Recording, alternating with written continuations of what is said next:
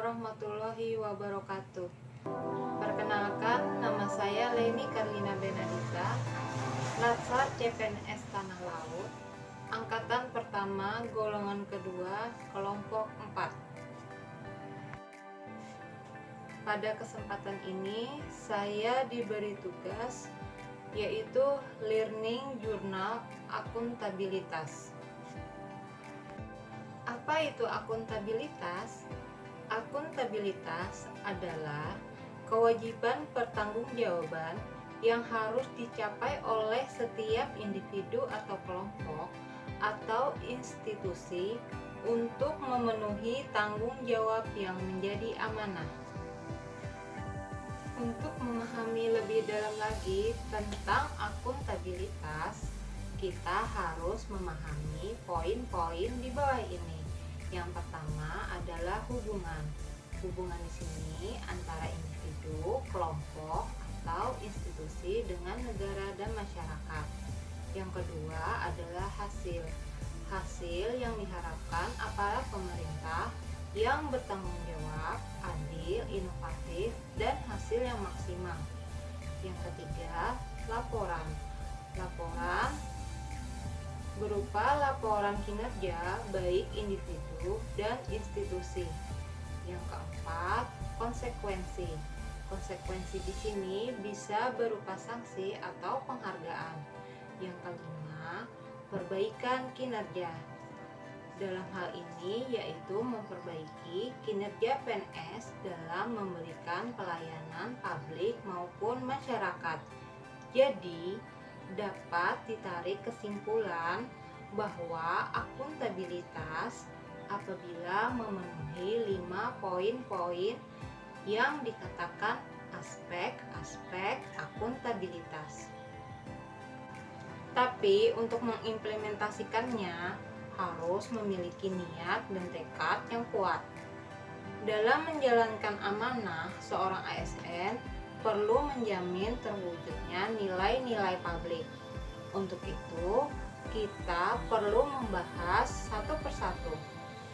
Yang pertama, sebagai ASN mampu mengambil pilihan yang tepat dan benar ketika terjadi konflik kepentingan antara kepentingan publik dengan kepentingan sektor, kelompok, dan pribadi.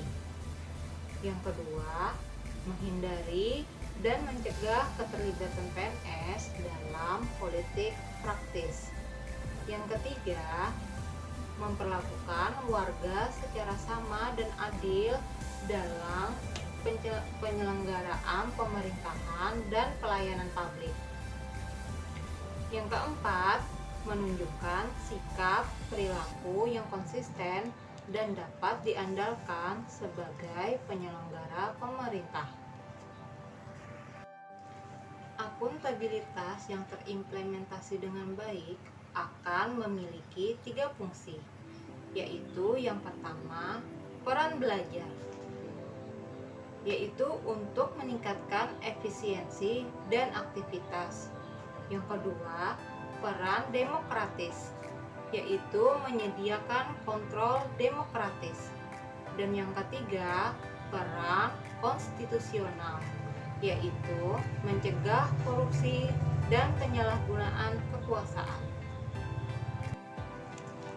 Dan ini nilai-nilai dasar dari akuntabilitas.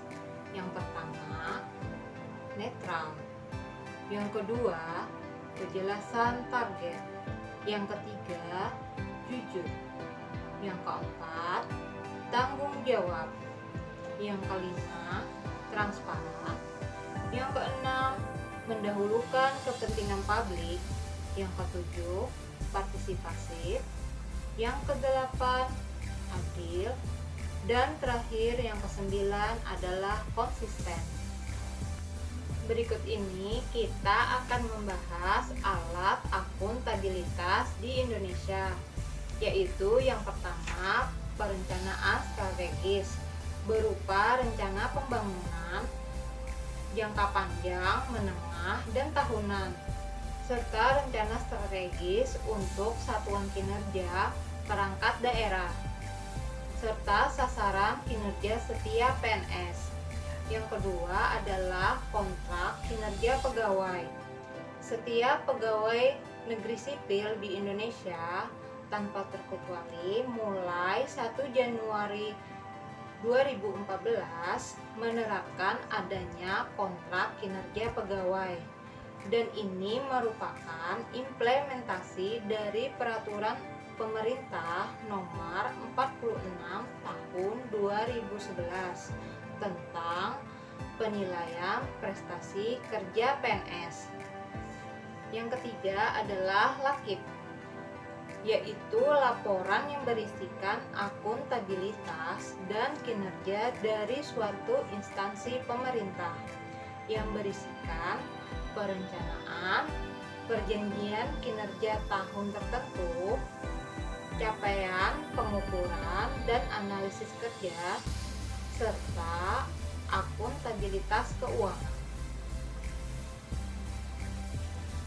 Tentunya kita semua harus menjadi PNS yang akuntabel, adalah PNS yang mengambil pilihan yang tepat ketika terjadi konflik kepentingan, tidak terlibat dalam politik praktis, melayani warga secara adil, serta konsisten dalam menjalankan tugas dan fungsinya. Demikian penjelasan dari saya. Terima kasih telah menyaksikan. Assalamualaikum warahmatullahi wabarakatuh.